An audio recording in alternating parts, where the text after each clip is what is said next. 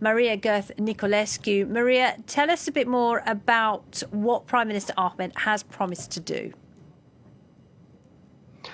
Well, after months of denial on both sides, the Ethiopian Prime Minister Abiy Ahmed, as well as an Eritrean ambassador, have now publicly recognized the fact that Eritrean troops are present in the Tigray region. In a statement published on Friday after a visit to Asmara, Abiy Ahmed said that Eritrea agreed to withdraw its troops from the northern parts of the region and that Ethiopian soldiers would return to those areas in order to guard the borders. Several reasons were given for the presence of Eritrean troops in the region. The first one being Eritrea's national security. Eritrea allegedly feared that the Tigray People's Liberation Front will attack its border territories, and the second one being the missiles, the rockets fired by the TPLF towards Asmara in November. It's worth noting that at the time, TPLF leaders were saying they were firing the missiles because Eritrean soldiers were already in the region, but it's very difficult right now to confirm the timeline of these events.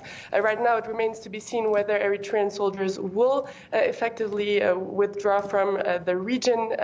Humanitarian sources as well as civilians say that they're present throughout the entire region. But if Eritreans were to leave, this could mark a step towards the end of hostilities in the region, although fighting is still being reported on a daily basis. And Maria, we are hearing more about the atrocities that were committed in this part of the country. What more can you tell us about that?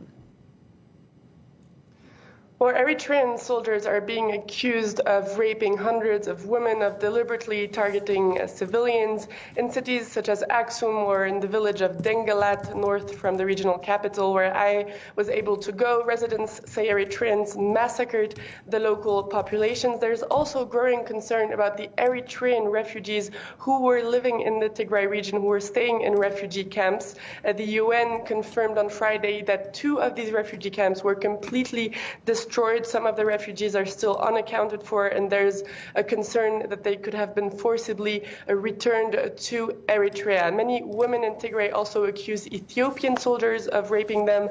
The UN recorded over 500 cases of rapes that were reported at 5 health centers only, and this insecurity is making it very difficult for humanitarian organizations to operate in the region.